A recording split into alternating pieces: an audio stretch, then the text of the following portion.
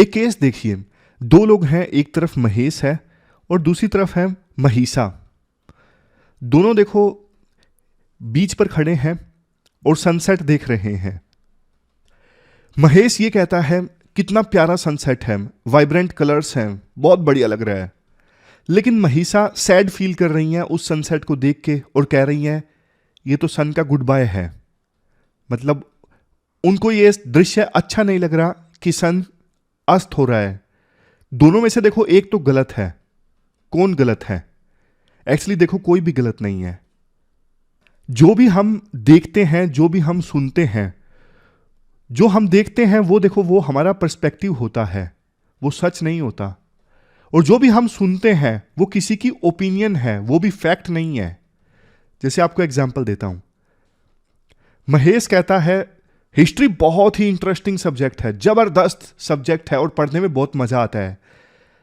अब महेश के लिए देखो ये फैक्ट हो सकता है, लेकिन देखो महिषा जब ये सुनेगी ना तो महिषा को लगेगा ये सिर्फ एक ओपिनियन है, क्योंकि महिषा को हिस्ट्री से एलर्जी है। उसको नहीं पसंद हिस्ट्री, उसको नहीं पसंद कौन सा राजा आया कौन सा गया, उसको नहीं पसंद इतनी सारी डेट्स याद रखना। उसको लगता है कि हिस्ट्री की कोई इंपॉर्टेंस नहीं है। अब समझे इस पूरी चीज को। मतलब जो भी हम सुनते हैं ना उसको देखो हम फैक्ट नहीं मान सकते, वो किसी की ओपिनियन है। उसने अपने फीलिंग्स, अपने एक्सपीरियंस के आधार पे हमें वो चीज बताई है। वो सच हो कोई जरूरी नहीं है। और हमने जो देखा है वो भी हमारा पर्सपेक्टिव है। ये पर्सपेक्टिव भी ड्रा होता है हमारे पास्ट एक्सपीरियंस, पास्ट बिलीफ और पास्ट फीलिंग्स के थ्रू। वो जैनिज्म में हम पढ़ते हैं ना, फिलोसफी है कि सच के बहुत सारे पहलू होते हैं, पढ़ते हैं ना। वो स्टोरी भी आपको एक बताई थी, वो 2.5 घंटे की हिस्ट्री की वीडियो है जिसमें ये बताया गया था कि 6 ब्लाइंड पर्सन्स एक हाथी को देखते हैं और बाद में उनसे पूछा गया हाथी कैसा है। जिस ब्लाइंड पर्सन ने हाथी की सूंड को पकड़ा उसने बोला हाथी तो गोल सा एक बैम्बू की तरह है। जिन ब्लाइंड पर्सन्स ने हाथी के अलग अलग हिस्से को पकड़ा उन्होंने उसी हिसाब से बताया हाथी ऐसा है, जबकि कोई भी झूठ नहीं बोल रहा था। तो बात यह है जो हम देखते हैं वो सिर्फ हमारा पर्सपेक्टिव है, कोई जरूरी नहीं वो हमेशा सच हो। डिस्कशन हम स्टार्ट करते हैं। आज की डेट है 7 फरवरी। काफी अच्छे अच्छे आर्टिकल्स हम डिस्कस करेंगे। हिंदू का एक आर्टिकल है, बाकी इंडियन एक्सप्रेस और दूसरे न्यूज़पेपर से है। सबसे पहला आर्टिकल हिंदू का है, फिस्कल इरोजन से संबंधित सेंटर और केरल की स्टेट गवर्नमेंट के बीच में लड़ाई चल रही है। दूसरा आर्टिकल न्यूरालिंक से संबंधित डिस्कस करेंगे। इलोन मस्क की कंपनी न्यूरालिंक ने तो एक चिप बना ली जिसे ब्रेन में इम्प्लांट किया गया है और वो चिप खतरनाक है। उससे एक्सटर्नल कंप्यूटर को ऑपरेट किया जा सकता है, लेकिन इसके एथिकल कंसर्न्स भी हैं। तीसरा आर्टिकल हम डिस्कस करेंगे पाकिस्तान में कल इलेक्शंस हैं, क्या हालात हैं, कौन जीतेगा, इंडिया को फायदा नुकसान होगा। चौथा आर्टिकल हम डिस्कस करेंगे उत्तराखंड में यूनिफॉर्म सिविल कोड आया है, अब लिव इन रिलेशनशिप को भी रजिस्टर करवाना जरूरी है, अदरवाइज 3 महीने की सजा उत्तराखंड में। तो चलिए डिस्कशन स्टार्ट करते हैं। इसके बाद नेक्स्ट आर्टिकल फिस्कल फेडरलिज्म के इरोजन से संबंधित है। कंटेस्ट देखो ये है, केरल में राज्य सरकार और यूनियन गवर्नमेंट दोनों के बीच में जबरदस्त लड़ाई चल रही है, जबरदस्त। आप देखो जीएस पेपर 2 के इस टॉपिक से और जीएस पेपर 3 में बजट से इस आर्टिकल को रिलेट कर सकते हो। क्या कंटेस्ट है? देखो केरल में फिस्कल मैनेजमेंट कैसी होनी चाहिए, इसको लेके आरोप प्रत्यारोप चल रहे हैं केरल सरकार और यूनियन गवर्नमेंट के बीच में। और इसी को लेके 8 फरवरी को केरल के चीफ मिनिस्टर दिल्ली में प्रोटेस्ट मार्च को लीड करेंगे सेंट्रल गवर्नमेंट की पॉलिसीज के अगेंस्ट। सेंट्रल गवर्नमेंट ने किया क्या है?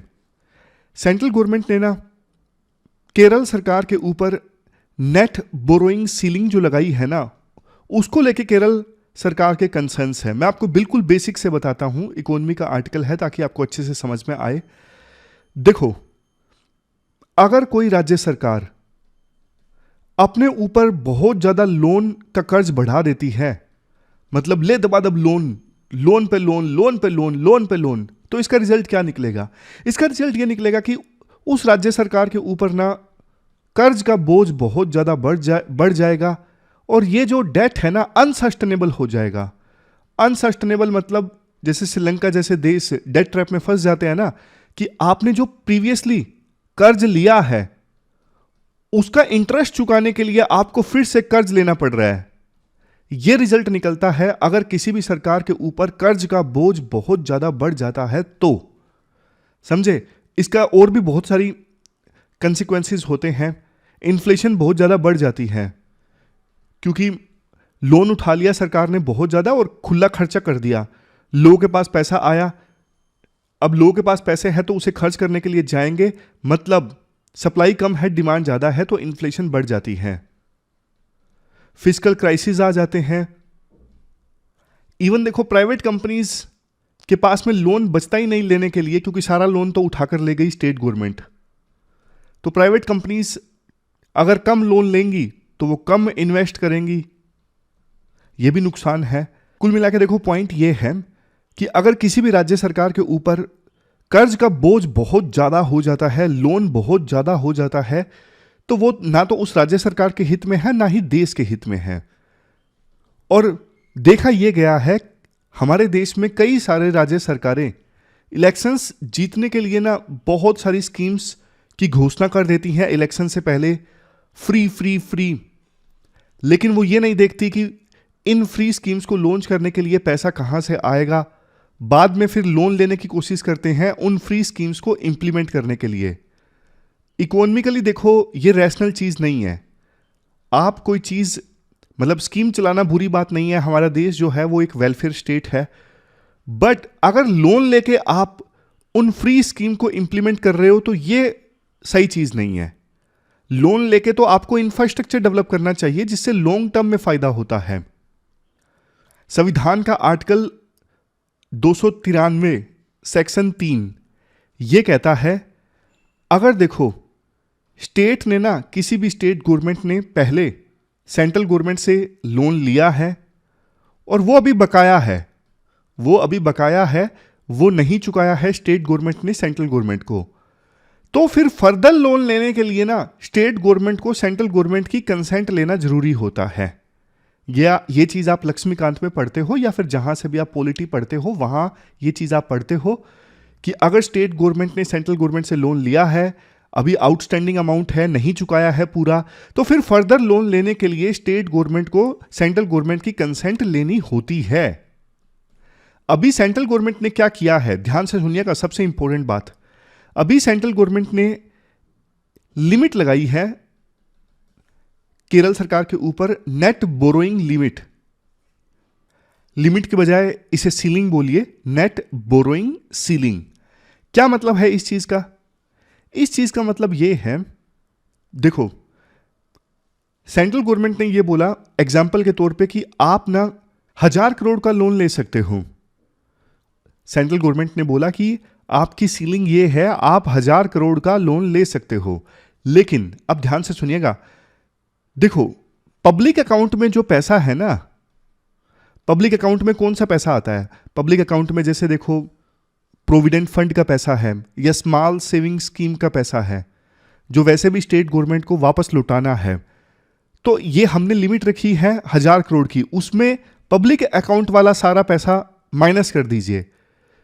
केरल में पिछले 1 साल में जितना भी पैसा आया है ना पब्लिक अकाउंट में, स्मॉल सेविंग स्कीम से या फिर प्रोविडेंट फंड के जमा होने से, जो वापस लौटाना है केरल सरकार को, वो 1000 करोड़ में माइनस कर दो, यानी डिडक्ट कर दो।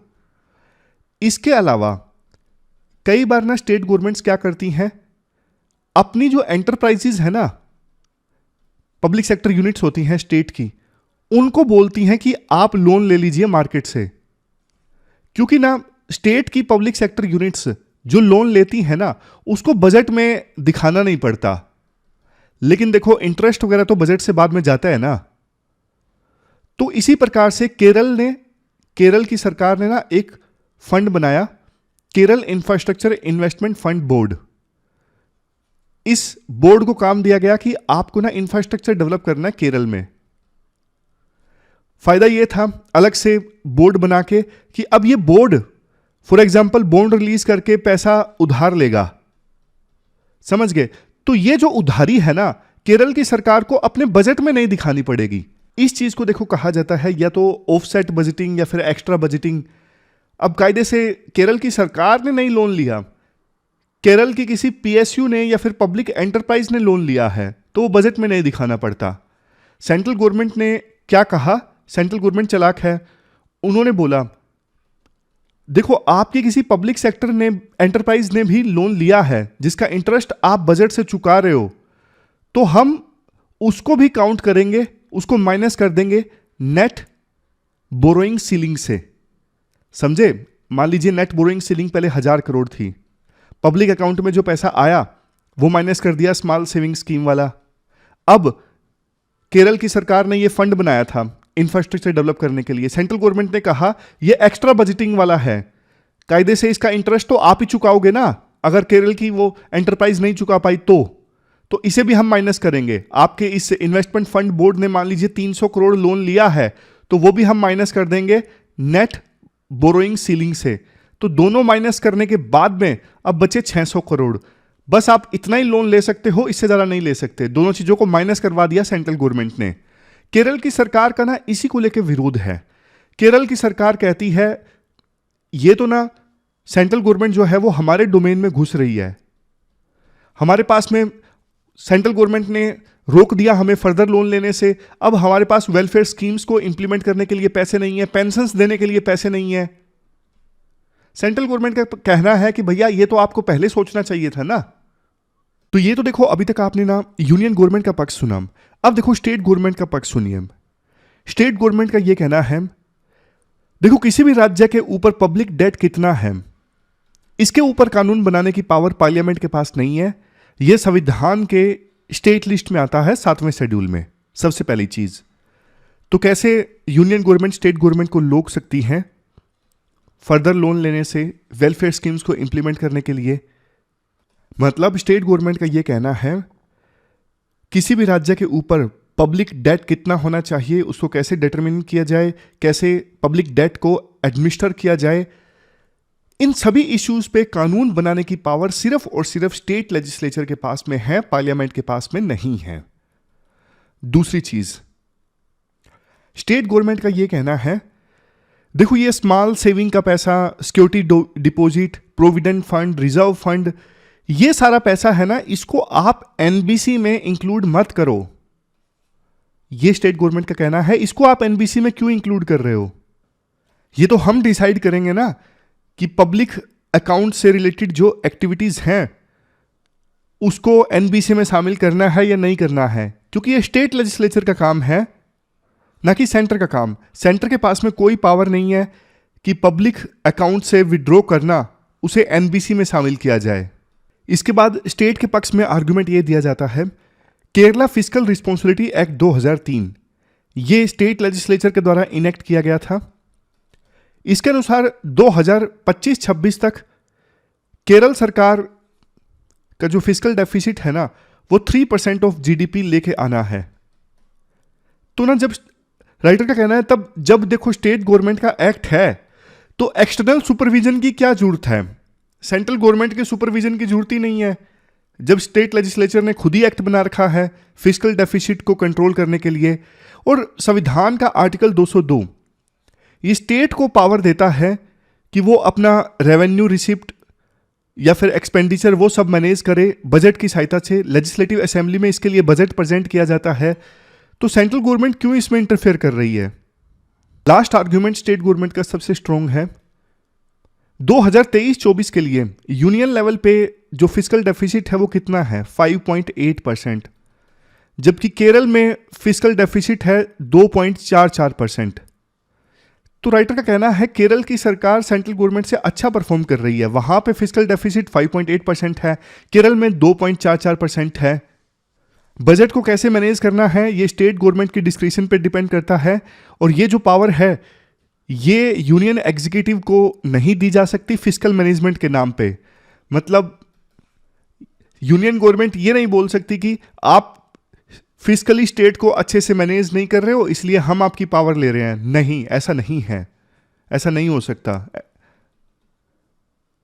इवन राइटर ये जो Kerala infrastructure investment fund board है ना इसकी भी तारीफ बोलते हैं कि नया आइडिया है केरल में इंफ्रास्ट्रक्चर को फंड करने के लिए और डेवलपमेंट प्रोजेक्ट्स को फंड करने के लिए थ्रू एक्स्ट्रा बजटरी स्पेंडिंग। मतलब कोई आर्गुमेंट नहीं देते हैं इसके डिफेंस में कि एक्स्ट्रा बजटरी स्पेंडिंग से क्या होगा, लास्ट में एक बात बोली जाती है, उसको हम आंसर राइटिंग में इस्तेमाल कर सकते हैं। एक तो देखो, हम फेडरलिज्म के लिए टर्म इस्तेमाल करते हैं कि हमारे देश में कोऑपरेटिव फेडरलिज्म है। राइटर कहते हैं सेंट्रल गवर्नमेंट जो कुछ कर रही है ना, बोरोइंग लिमिट लगा रही है और केरल सरकार के पास पैसे नहीं है, ये कोऑपरेटिव फेडरलिज्म नहीं है, ये डिस्ट्रक्टिव फेडरलिज्म है या फिर एनाहिलेटिव फेडरलिज्म है। एनाहिलेशन का मतलब होता है डिस्ट्रक्शन, विध्वंस या संहार। तो ये कीवर्ड आप इस्तेमाल कर सकते हो। तो ये पूरा आर्टिकल हमने डिस्कस किया, चलते हैं आगे। इसके बाद देखो इंडियन एक्सप्रेस में सी राजा मोहन का आर्टिकल है। आप देखो जीएस पेपर 2 में इंडिया एंड नेबरहुड रिलेशंस से इस आर्टिकल को रिलेट कर सकते हो। टाइटल ये है, पाकिस्तान में कोई भी जीतेगा। 8 फरवरी को पाकिस्तान में इलेक्शन है, कोई भी जीतेगा, लेकिन पाकिस्तान के जो जनरल है ना, असीम मुनीर, इनको कांटों का ताज पहनना है। कैसे? पूरे बैकग्राउंड की सहायता से यह आर्टिकल समझते हैं। कल यानी 8 फरवरी को पाकिस्तान में इलेक्शंस होंगे। पाकिस्तान में देखो, पूर्व प्रधानमंत्री थे ना इमरान खान, उन्होंने ना पाकिस्तान की आर्मी को चैलेंज किया था। इस वजह से उनको डीथ्रोन कर दिया गया, मतलब सत्ता से उखाड़ फेंका गया। उसके बाद उन्हें जेल में डाल दिया गया। पाकिस्तान में ना, आपको पता है, आर्मी की ज़्यादा चलती है और कई बार तो जो दूसरे इंस्टीट्यूशंस हैं जैसे कोर्ट्स, इलेक्शन कमीशन, वो सब आर्मी के कहने पे एक्ट करते हैं। तो ना इमरान खान को जेल में डाल दिया गया। 2 केसेस जो उन पर लगे, कौन कौन से, जिनमें उनको सजा हुई। एक तो देखो सीक्रेट्स लीक करने के मामले में, दूसरा गिफ्ट को रखने के मामले में। एज ए प्रधानमंत्री उन्हें गिफ्ट मिले थे और उन्होंने सारे गिफ्ट सरकारी खजाने में नहीं जमा करवाए और गिफ्ट रख लिए। इस केस में भी उनको सजा सुनाई गई। इवन देखो, इमरान खान की पॉपुलैरिटी इतनी ज़्यादा पाकिस्तान में बढ़ गई थी। पाकिस्तान के जो जनरल है ना असीम मुनीर, वो इमरान खान को डिसक्रेडिट करना चाहते थे, उनकी पॉपुलैरिटी को बिल्कुल ही कम करना चाहते थे। तो उन्होंने एक चीज़ ये इंश्योर करवाई कि इमरान खान की जिनसे शादी हुई थी ना, वो शादी इलीगल है, इस्लामिक प्रैक्टिसेस के अगेंस्ट नहीं है। ऐसा भी डिक्लेयर करवा दिया गया आर्मी चीफ जनरल असीम मुनीर ने, ताकि पॉपुलैरिटी जो है वो कुछ इमरान खान की कम हो जाए। अब 8 फरवरी को इलेक्शन है ना, तो पाकिस्तान के पूर्व प्रधानमंत्री इमरान खान की जो पार्टी है ना पीटीआई, वो इलेक्शन नहीं लड़ पा रही है। यानी पीटीआई के जो कैंडिडेट्स हैं वो इंडिपेंडेंट इलेक्शन लड़ रहे हैं, वो पीटीआई पार्टी के सिंबल पे इलेक्शन भी नहीं लड़ पा रहे हैं। अब पीटीआई पार्टी का तो देखो ये कहना है अभी भी इमरान खान की सपोर्ट काफ़ी ज़्यादा है। कल इलेक्शन होंगे तो इमरान खान के पक्ष में युवा लोग ज़्यादा वोट देंगे। पाकिस्तान के पूर्व प्रधानमंत्री इमरान खान की पॉपुलैरिटी ना 17 से लेके 35 एज ग्रुप में काफ़ी ज़्यादा है। तो युवाओं ने अगर बढ़ चढ़ के पार्टिसिपेट किया तो शायद हो सकता है कि इमरान खान को ज़्यादा वोट मिले, और एक लेवल से ज़्यादा वोट मिले इमरान खान के कैंडिडेट्स को, तो फिर देखो आर्मी भी कुछ नहीं कर पाएगी।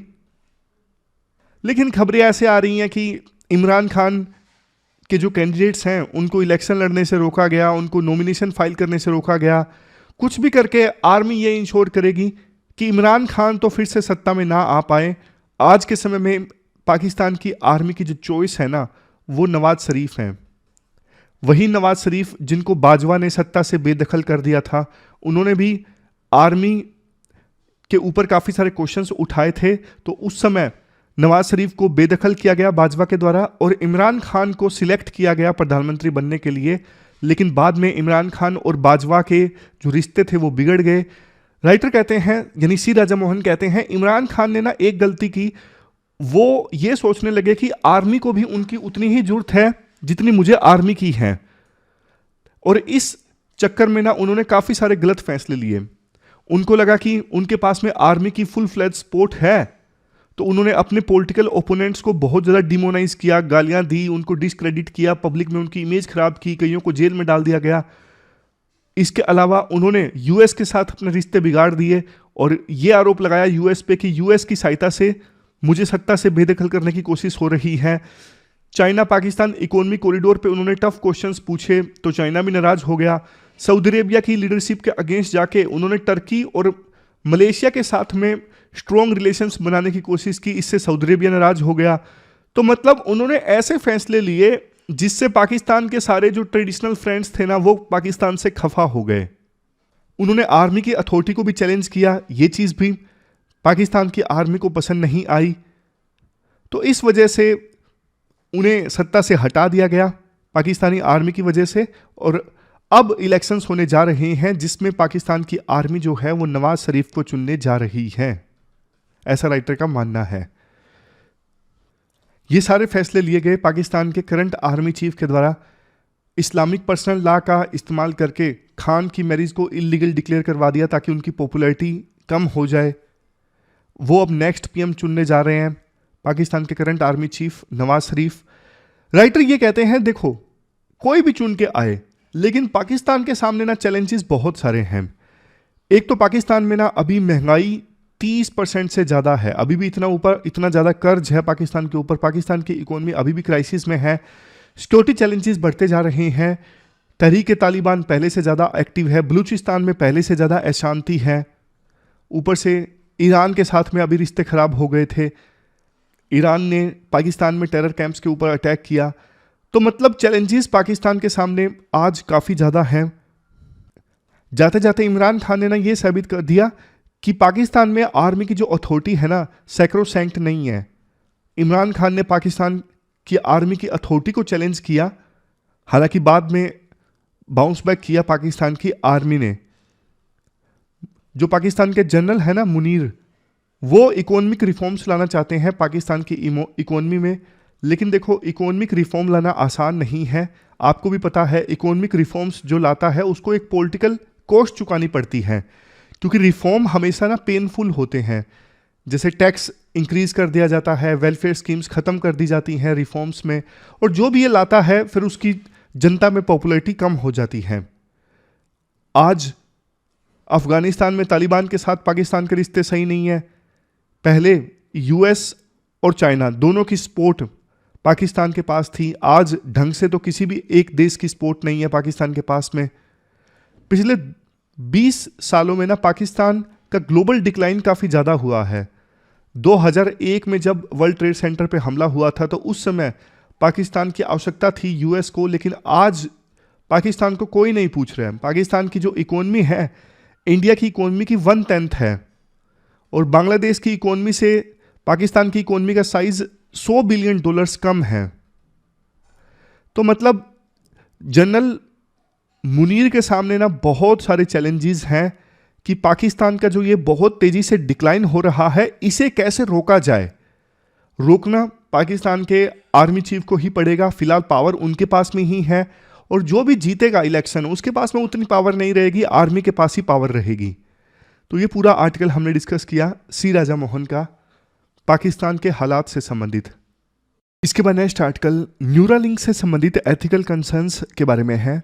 आप देखो जीएस पेपर 3 के इस टॉपिक से आर्टिकल को रिलेट कर सकते हो। क्या कंटेस्ट है? देखो साइंस फिक्शन मूवीज में अक्सर हम टेलीपैथी के बारे में देखते हैं, सुनते हैं। टेलीपैथी का मतलब क्या है? 2 पर्सन हैं, एक महेश और दूसरी लड़की है महिषा। दोनों देखो आपस में ना किसी प्रकार की बातचीत नहीं कर रहे हैं, कोई सिग्नल नहीं दे रहे हैं, कोई हैंड जेस्चर या फिर कोई लिख के कुछ भी नहीं बता रहे हैं। फिर भी दोनों के जो माइंड्स है ना, महेश के और महिषा के, दोनों के माइंड्स आपस में कम्युनिकेट कर रहे हैं। ये है टेलीपैथी। लेकिन इसके बारे में अक्सर हम मूवीज में ही देखते हैं। बट अब एक न्यूरालिंक कंपनी है इलोन मस्क की, उन्होंने ऐसा देखो वास्तव में कर दिखाया है। क्या कर दिखाया है मैं आपको एग्जाम्पल की सहायता से बताता हूं। मान लीजिए कोई पर्सन है ए, जिसका एक्सीडेंट हो गया तो हाथ पैर में ना पैरालिसिस आ गया। अब ये पर्सन जिसका नाम ए है वो अपने हाथ पैर नहीं मूव कर सकता। तो ना अब इन्होंने क्या किया, न्यूरालिंक वालों ने ए पर्सन के दिमाग में ना एक छोटी सी, बिल्कुल छोटी सी चिप फिट कर दी। बहुत छोटी चिप है। उस चिप में ना कुछ थ्रेड लगे हैं। वो जो थ्रेड्स है ना माइंड के यानी दिमाग के, ब्रेन के न्यूरॉन्स के साथ में कम्युनिकेट कर सकते हैं। ब्रेन में जो ये न्यूरॉन्स होते हैं ना, ये एक प्रकार से सेल होते हैं। ये न्यूरॉन्स बॉडी के अलग अलग पार्ट्स को ना सिग्नल भेजते हैं। जैसे आप पानी पीना चाहते हो, आपके मन में आया कि प्यास लगी है, पानी पीना है, तो आपके ब्रेन में जो न्यूरॉन्स होंगे ना, वो एकदम से हाथ को सिग्नल भेजेंगे कि भैया हाथ उठाओ, बोतल उठानी है, बोतल उठा के पानी पीना है। तो इस प्रकार से ब्रेन में न्यूरॉन्स बॉडी के अलग अलग पार्ट्स को सिग्नल भेजते हैं। लेकिन अब ए पर्सन है, उसके तो हाथ पैर में पैरालिसिस है, उसको पानी पीना है, इंटेंशन है उसकी पानी पीने की, माइंड में थॉट चल रहा है कि पानी पीना है, फिर भी वो नहीं पी रहा है क्योंकि उसका हाथ ही नहीं उठ रहा है। समझे? तो चिप कैसे कारगर साबित होगी? अब ए पर्सन के ब्रेन में ना चिप लगा दी न्यूरालिंक कंपनी ने। बहुत छोटी चिप है जो ब्रेन के न्यूरॉन से कम्युनिकेट कर सकती है, क्योंकि चिप में छोटे छोटे थ्रेड्स हैं जो कि न्यूरॉन से कम्युनिकेट करते हैं। अब ए पर्सन के माइंड में ना, ए पर्सन के ब्रेन में ये थॉट आया कि पानी पीना है। वो थॉट ना न्यूरॉन में आया था, न्यूरॉन की तरह वो चला गया चिप में। पहले तो क्या था, न्यूरॉन ही अलग अलग बॉडी पार्ट्स को सिग्नल भेज देता है, लेकिन एक केस में हाथ पैर उठ ही नहीं सकते, लेकिन चिप लग गई है तो न्यूरॉन से वो सिग्नल आ जाएगा चिप में, और चिप के थ्रू, वायरलेस कम्युनिकेशन के थ्रू वो सिग्नल आ जाएगा कंप्यूटर में। कंप्यूटर में सिग्नल आ गया। अब क्या होगा, उस सिग्नल की सहायता से ऑटोमेटिक ए पर्सन की जो व्हील चेयर है वो वाटर बोतल के पास जाएगी, और व्हील चेयर के ऊपर लगा एक रोबोटिक हैंड वो पानी की बोतल उठाएगा और फिर ए पर्सन पानी पी सकता है। समझे? बिल्कुल सिंपल भाषा में बोलूं तो ये जो चिप लगी है ना ए पर्सन के दिमाग में, ये चिप ब्रेन का जो डेटा है वो स्टोर कर सकता है, और उस डेटा को स्टोर करके भेज सकता है एक एक्सटर्नल कंप्यूटर में, और उस डेटा की सहायता से फर्दर एक्शन लिया जा सकता है कंप्यूटर के द्वारा। मान लीजिए मेरे माइंड में चल रहा है कि मुझे कर्सर मूव करना है कंप्यूटर में, तो मुझे कुछ हाथ हिलाने की आवश्यकता नहीं है, मेरे थॉट से एक्सटर्नल कंप्यूटर का जो कर्सर है वो मूव होने लगेगा। अब कायदे से ये इतनी बड़ी डिस्कवरी है तो देखो उन लोगों के लिए है जो न्यूरोलॉजिकल डिसेबल हो गए हैं या फिर जिनको पैरालिसिस हो गया है, ताकि उनकी लाइफ को आसान बनाया जा सके। बट देखो बहुत सारे एथिकल कंसर्न्स हैं। एथिकल कंसर्न्स, सबसे पहली चीज, इसका ना मिसयूज हो सकता है। मिसयूज जैसे कि कुछ अमीर लोग जो हैं अपने माइंड में चिप लगवा लें और उस चिप की सहायता से फिर सुपर ह्यूमन बन जाएं, अपनी सोचने की क्षमता को इंक्रीज कर लें, डिसीजन लेने की क्षमता को इंक्रीज कर लें इस चिप की सहायता से। इस चिप की सहायता से बहुत कुछ किया जा सकता है। स्टूडेंट्स अपनी मेमोरी को इंक्रीज कर सकते हैं।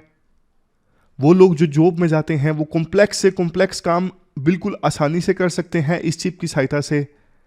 लेकिन देखो एथिकल कंसर्न है, अमीर लोगों के द्वारा इस चिप का इस्तेमाल करना अपने को सुपर ह्यूमन बनाने के लिए, आइंस्टाइन जैसे सोचने की क्षमता हासिल करने के लिए। इससे तो इनइक्वालिटी समाज में और ज़्यादा बढ़ जाएगी। ये नेचर के साथ खिलवाड़ करने के समान है। और माइंड में चिप लगाएंगे तो बहुत तरह का खतरा भी है। बहुत छोटी सी चिप है, उसे ब्रेन में इम्प्लांट करना अपने रिस्क है सर्जरी में। फिर अब अगर देखो इसे सही पर्पज़ के लिए भी इस्तेमाल किया जाता है तो चिप का जो डेटा है, जो दिमाग से लिया गया है, न्यूरॉन से लिया गया है, वो डेटा कहाँ पे स्टोर करके रखा जाएगा, कौन उस डेटा को हैंडल करेगा, क्या प्राइवेसी रहेगी, किस प्रकार के थॉट चलते हैं किसी के माइंड में, वो तो देखो कंप्यूटर में आ जाएंगे तो प्राइवेसी नहीं रहेगी, कोई ओवरसाइट नहीं है। ये सारे एथिकल और साइंटिफिक कंसर्न्स अभी निकल के आ रहे हैं इस जबरदस्त डिस्कवरी के बाद में। तो देखना ये होगा कि वर्ल्ड अब कैसे रिएक्ट करना है। लेकिन कुल मिला के देखो डिस्कवरी तो जबरदस्त है। मतलब दिमाग में चिप लगा देना और उसकी सहायता से एक्सटर्नल कंप्यूटर में सारा डेटा चला जाएगा, जो माइंड में चल रहा होगा सारी चीज़ें, और उस डेटा की सहायता से फिर एक्सटर्नल कंप्यूटर डिसीजन लेगा, एक्शन लेगा, जो भी हम सोच रहे हैं उसके बेस पे। चलते हैं आगे। उत्तराखंड की स्टेट असेंबली में ना यूनिफॉर्म सिविल कोड को लेकर हाल ही में एक बिल प्रेजेंट किया गया। उत्तराखंड में यूनिफॉर्म सिविल कोड को इम्प्लीमेंट करने के लिए, मतलब सभी वर्गों के लिए सेम पर्सनल लॉज मतलब शादी, डाइवोर्स, सक्सेशन, ये सब जो कानून है सभी धर्मों के लिए सेम होने चाहिए। अब इसको लेके देखो काफ़ी सारे कंसर्न्स हैं, इसको लेके अलग अलग आर्टिकल्स आएंगे। तो आज इंडियन एक्सप्रेस का जो आर्टिकल है वो मैं आपको बता देता हूँ क्या है इसमें। सबसे पहले तो उत्तराखंड का ये जो यूनिफॉर्म सिविल कोड है ना, ट्राइबल्स के लिए नहीं है। अक्सर ये क्रिटिसिज्म होता है यूनिफॉर्म सिविल कोड का कि ट्राइबल्स के अलग कस्टम्स हैं, तो ट्राइबल्स को छोड़ दिया गया है। लेकिन एक चीज़, इवन लिव इन रिलेशनशिप को भी शामिल कर लिया गया है। अब देखो, एक लड़का या लड़की लिव इन में रहते हैं, तो सबसे पहले तो उनको ना अपनी लिव इन रिलेशनशिप जो है ना वो बतानी होगी सरकार को, रजिस्ट्रार को बतानी होगी। काइंड ऑफ मजिस्ट्रेट है रजिस्ट्रार। 1 महीने के अंदर अगर कपल अपनी लिव इन रिलेशनशिप नहीं बताता है रजिस्ट्रार को, तो इसके लिए फिर 3 महीने की सजा हो सकती है। और इवन अगर लिव इन रिलेशनशिप को खत्म भी करना है तो भी देखो रजिस्ट्रार को बताना होगा कि हमारी लिव इन रिलेशनशिप जो है अब खत्म हो गई है। पूछा गया सरकार से कि ये डिसीजन क्यों लिया गया, लिव इन रिलेशनशिप को के लिए भी अगर सर्टिफिकेट लेना पड़ेगा, रजिस्ट्रार को बताना पड़ेगा, ये तो प्राइवेसी का उल्लंघन है।